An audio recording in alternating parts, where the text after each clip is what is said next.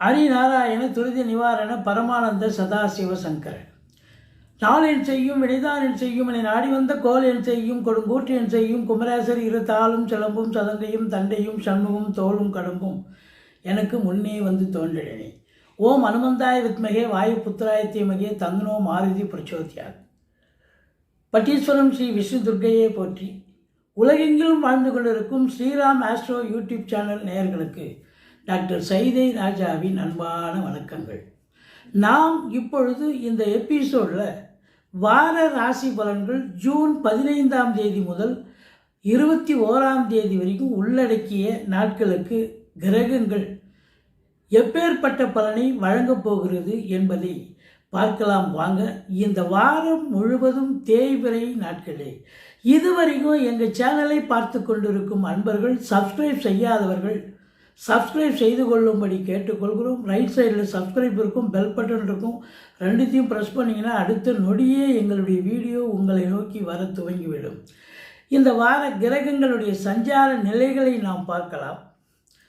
மேஷத்தில் சுக்கிர பகவான், சூரியன், புதன், குரு மிதுன ராசியில் இருக்கிறார்கள். செவ்வாய், கேது சிம்மத்தில் சஞ்சாரம் செய்கிறார்கள். சந்திரன் மகரத்தில் இருக்கிறார். அவர் 2.25 நாள் இருப்பார். வார இறுதியில் மேஷம் சென்று பலனை தருகிறார். ராகு பகவான் கும்பத்தில் சஞ்சாரம் செய்கிறார். சனி பகவான் மீனத்தில் சஞ்சாரம் செய்கிறார். இப்போ கிரகங்களுடைய சஞ்சார நிலைகளை பார்த்தோம்.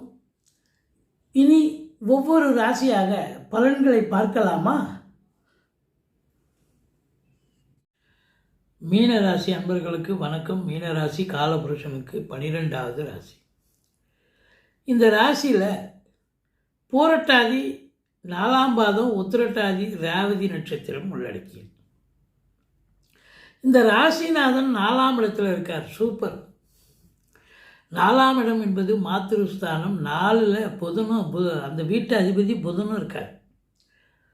சிறப்பு. குரு அங்கிருந்து பாருங்க, பார்வை உங்களுக்கு 10ஆம் இடத்தை பதிய போகிறது. ரொம்ப சிறப்பு. 12ஆம் இடத்தை பார்க்க போகுது, 8ஆம் இடத்தையும் பார்க்க போகுது. எந்த சிரமங்களும் இல்லாமல் சாதிப்பீர்கள் என்று சொன்னால் மிகையாக. 19 வயசுக்குள்ளே இருக்கிறவங்களுக்கு 7.5 சனி ஃபஸ்ட் ரவுண்டுங்க. அது கொஞ்சம் பிரச்சனையை ஏற்படுத்தும். அதாவது படிப்பில் இருக்கக்கூடிய இன்ட்ரெஸ்ட்டு குறையும். மார்க்கு அதிகமாக ஸ்கோர் பண்ண முடியாது. 19 வயசுக்கு மேலே இருக்கிறவங்களுக்கு இதுதான் வாழ்க்கை, இதுதான் பாதை, இதுதான் பயணம்னு நல்லது பண்ணிட்டு போகும். சங்கடம் தீர்க்கும் சனி பகவானே மங்களம் பொங்க மனம் வைத்தருள்வாய், சச்சரவின்றி சனீஸ்வர தேவி இச்சகம் வாழ்க இன்னருள் தாத்தா. இந்த சுலோகத்தை சொல்லுங்கள். சனிக்கிழமை தோறும் எள்ளெண்ணெய் தீபம் இட்டு வாருங்கள். தலைக்கு வர்றது உங்களுக்கு தலைப்பாயிட போகும். மற்றபடி 4ல் மாத்திருஸ்தானத்தில் குரு இருக்கார், புதனும் இருக்கார். சூப்பருங்க. படிப்பு படிக்கிற பிள்ளைங்களுக்கு ஒரு அசாத்தியமான ஒரு காலம். நல்லா படிப்பாங்க. அவங்க என்ன கோர்ஸில் சேர்ந்து படிக்கணுமோ அந்த கோர்ஸு சேர்ந்து படிப்பாங்க. ஆராய்ச்சி கல்வி படிக்கிறவங்க கூட நல்லா சிறப்பாக படிக்கக்கூடிய தருணம். நல்ல கேட் கிடச்சி அற்புதமாக சாதிக்கக்கூடிய நேரம். வீடு வாங்கணுமா, வீடு வாங்கக்கூடிய நிலை. மனை வாங்கணுமா, மனை வாங்குவீங்க. தோட்டத்துறவு வாங்கணுமா, தோட்டத்துறவு வாங்குவீங்க. ஃப்ளாட்டு கட்டணுமா, ஃப்ளாட்டு வாங்குவீங்க. மற்றபடி 4ஆம் இடம் ரொம்ப சிறந்து விளங்குகிறது. தாய் வழி சொந்தங்கள், தாய்மாமன் வழி சொந்தங்கள் உங்களுக்கு மிகுந்த ஆதரவோடு இருக்க போகிறார்கள் என்று சொன்னால் மிகையாகாது. சூரியன், புதன், புதாதித்ய யோகம் ஏற்படுவதால் கல்வி நிறுவனங்கள், கல்விக்கூடங்கள், கல்வியாளர்கள், கல்வி பயிலும் மாணவ செல்வங்கள் இவங்களுக்கெல்லாம் ஒரு சிறப்பான நேரம், காலம் என்று சொன்னால் மிகையாகாது. மற்றபடி இந்த 10ஆம் இடத்தை குரு பார்க்கிறார். 10க்குடைய புதனே குருவே பார்க்கிறார். அப்போது 7க்குடைய புதனோடு சேர்ந்திருக்கிறார். அப்போ 7ஆம் அதிபதிங்கிறது கணவனுக்கு மனைவி ஸ்தானம், மனைவிக்கு கணவன் ஸ்தானம். அப்போ கணவன் மனைவி ஒற்றுமை, சந்தோஷம், குதூகலம் ஏற்படுமா? கண்டிப்பாக ஏற்படும். ஒருத்தருக்கு விட்டு கொடுத்து அனுசரித்து போகக்கூடிய ஒரு காலம். திருமண வயதில் இருக்கும் ஆண் பெண் இருபாலருக்கும் திருமணம் கைகூடி வருமா என்று சொன்னால் 7ஆம் இடத்தை சனி பார்க்கிறது. காலதாமதம் ஆகும். மற்றபடி ஒன்றும் குறையில்லை. ஆனால் பாக்கியமான ஒரு சூழல் ஏற்படும். பாக்கியாதிபதி பாக்கியஸ்தானத்தை பார்க்கறது, 10ஆம் இடத்து அதிபதி 10ஆம் இடத்தை பார்ப்பது, இதெல்லாம் வந்து பெரிய பாக்கியத்தை உண்டு பண்ணக்கூடிய ஒரு தருணமாகத்தான் இது விளங்க போகிறது. எது எப்படி இருந்த போதிலும் சனி பகவான் ராசியில் இருக்கிறதால நீங்கள் எந்த ஒரு வேலையும் எடுத்து போட்டு செய்ய மாட்டீங்க, ஒரு இன்ட்ரெஸ்ட்டு காட்ட மாட்டீங்க, அப்புறம் பார்த்துக்கலாம் அப்படின்னு தள்ளி போடுவீங்க. அதாவது மனசுலேயே வந்து ஒரு டென்ஷன், பரபரப்பு, மந்திச்சு விட்ட ஒரு நிலை கண்டிப்பாக இருக்கும். அதை அவாய்ட் பண்ணிக்கோங்க. மற்றபடி 2ல் சுக்கிரன் இருக்கிறது லட்சுமி கடாட்சம் நிறைந்த ஒரு வாரம். 3ஆம் இடத்தை சனி பார்ப்பது இளைய சகோதரர்களுக்கும் உங்களுக்கும் கருத்து வேறுபாடு ஏற்படும். எடுக்கிற காரியங்கள் காரிய தடை ஏற்பட வாய்ப்புகள் இருக்கிறது. மற்றபடி 7ஆம் வீட்டை சனி பார்ப்பதாலும் கணவன் மனைவி இடையே கருத்து வேறுபாடு வரும். விட்டு கொடுத்து போங்க. நண்பர்கள்கிட்டையும் கருத்து வேறுபாடு வரும். நல்லது செய்யணும்னு வருவாங்க நண்பர்கள், கடைசியில் பார்த்தா அவங்க ஏதாவது ஒன்று பண்ணிட்டு போயிடுவாங்க. அவங்களுக்கும் பிரச்சனை வரும். கூட்டு தொழில் செய்கிற இடத்துல கூட்டாளிகளுக்கும் உங்களுக்கும் பிரச்சனை வரும். சமூகத்தில் அறிமுகம் இல்லாத நபர்களிடம் விழிப்புணர்ச்சியோடு இருங்க. அசிங்கம், அவமானங்களை பெறக்கூடிய ஒரு தருணம் இது அப்படின்னு சொல்லலாம். இருந்த போதிலும் 8ஆம் இடம்தான் அசிங்கம் அவமானத்தை தரக்கூடிய இடம்.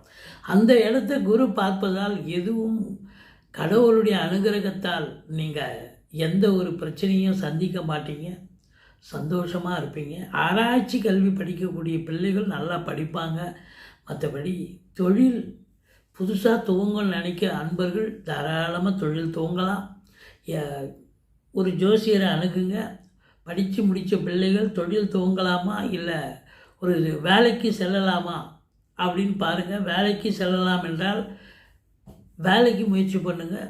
அந்த எந்த டிபார்ட்மெண்ட்டில் படிச்சிருக்கீங்களோ அந்த டிபார்ட்மெண்ட்டே உங்களுக்கு வேலை வாய்ப்பு கிடைக்கும். தொழில் துவங்கினால் உங்களுக்கு அரசின் மூலமாக இல்லை வங்கிகளின் மூலமாக கடன் உதவி பெற்று தொழிலை சிறப்பாக சீரும் சிறப்புமாக செய்து நல்ல சம்பாத்தியத்தை பார்க்க போகிறீர்கள். தொழில்னாலே எடுத்த உடனே ஸ்பீடாக போகாது. ஆனால் இந்த காலகட்டம் எடுத்த உடனே உங்களுக்கு ஸ்பீடாக போகும். ஏன்னா 10ஆம் இடத்தை குரு பார்க்கிறார்.